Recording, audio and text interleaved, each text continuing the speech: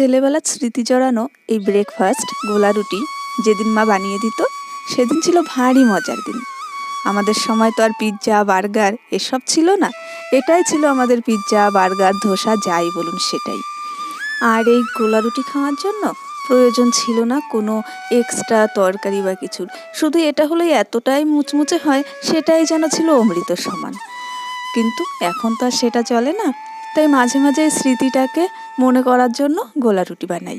যদিও আমার বরমশাই বা আমার শাশুড়ি মা দুজনারই ভারী পছন্দের খাবার এই গোলা রুটি, তাই কখনো কখনো সময় হলে এটা বানিয়ে দিই।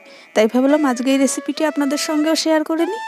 আর এই রুটিটা বানানোর জন্য প্রথমেই নিয়ে নিয়েছি খানিকটা আটা।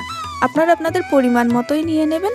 দিয়ে দিয়েছে পরিমাণ মতন লবণ আর একটু কালো জিরে। এই কালো জিরেটা দিলে না ভীষণই ভালো লাগে। কালো জিরেটা যখন মুখে পড়ে না এই রুটিটার সঙ্গে ভারী সুন্দর একটা স্বাদ হয়। তো এই শুকনো উপকরণগুলো আগে ভালোভাবে একটু মাখিয়ে নিতে হবে, তা না হলে আটাটা তো দলা পেকে যায়। শুকনো উপকরণটা ভালোভাবে মেশানো হয়ে গেলে অল্প অল্প করে জল দিয়ে ডোটাকে বানিয়ে নিতে হবে। এটা না একদম শক্ত হবে না একদম পাতলা, একটা আঠালো টাইপের একটা ডো তৈরি করে নিতে হবে। এই ডো তৈরি করাটা না ভীষণই ইম্পর্টেন্ট। যদি এইটা ঠিকঠাকভাবে তৈরি না করা যায় তাহলে গোলা রুটিটা একদমই ভালো হয় না। পাতলা হলে মোটা মোটা হয়ে যাবে, আবার ওদিকে ঘন হলে তো কড়াইতে লাগবে না। তো এই কাজটা ভীষণই ভালোভাবে করতে হয়। একটু সময় নিয়ে মাখিয়ে নিতে হবে, একদম স্মুথ একটা পেস্ট টাইপের। আর পেস্টটা যেন একদম একটু আঠালো টাইপেরই হয়।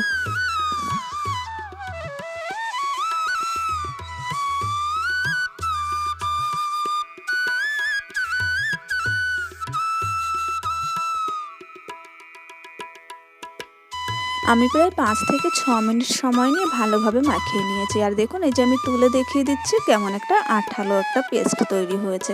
ঠিক এরকমই একটা কনসিস্টেন্সি রাখতে হবে, না হলে কিন্তু হবে না। এদিকে এটা আমার রেডি হয়ে গেছে পেস্টটা।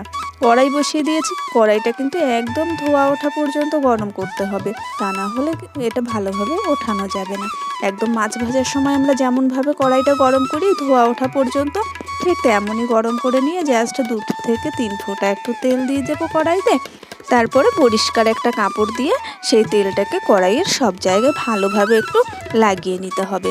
তবে এই সময় কিন্তু ডোটা দিয়ে দেওয়া যাবে না। কড়াইয়ের টেম্পারেচারটা ঠিক করার জন্য কয়েক ফোঁটা জল অর্থাৎ একটু জল ছিটিয়ে দিয়ে দিতে হবে। আর এই জলটা ছিটিয়ে দেওয়ার ফলে কড়াইটা যে বেশি অয়েলি হয়ে গেছে সেই অয়েলি ভাবটাও চলে যাবে। বেশি অয়েলি ভাবটা থাকে যদি কড়াইতে তাহলে যখন পেস্টটা দেবো না কড়াইতে একদমই লাগবে না। তাই এই জল ছিটা দেওয়ার কাজটা কিন্তু অবশ্যই করতে হবে। এতে কড়াইয়ের টেম্পারেচারটাও ঠিক হয়ে গেল, আর ওদিকে এক্সট্রা যে তেলটা থাকলো কড়াইতে সেটাও একটু মেকআপ হয়ে যাবে। তারপরে আস্তে করে দিয়ে একদম সাবধানে এই কাজটা করতে হবে হাতের সাহায্যে।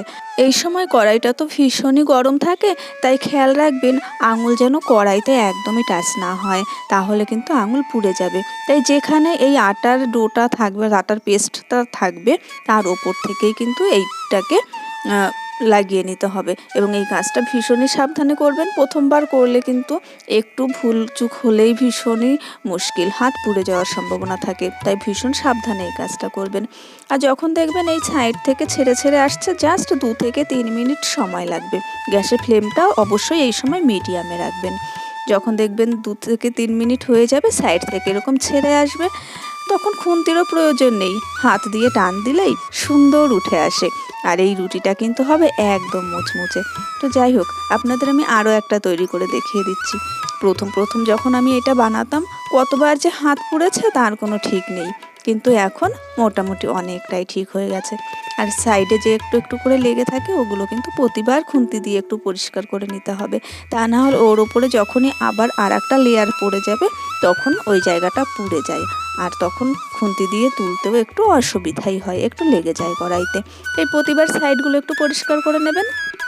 দেখুন আমি আরও একটা দিয়ে দিয়েছি, আর এটাও কত সুন্দরভাবে সাইডটা ছেড়ে গেছে, তার মানে এটাও হয়ে গেছে। আর সাইডগুলো একটু লাল লাল দেখা যাচ্ছে, আর একটু লাল লাল হলে না বেশ মুচমুচে হয়। তাই চেষ্টা করবেন একটু লাল লাল করে ভেজে নেওয়ার, তাহলে একদম এর সঙ্গে যেন আর কিছুই দরকার নেই, শুধুমাত্র এটাতেই খাওয়া হয়ে যায়। কিন্তু তারপরেও তরকারি তো রাখতেই হয় সঙ্গে।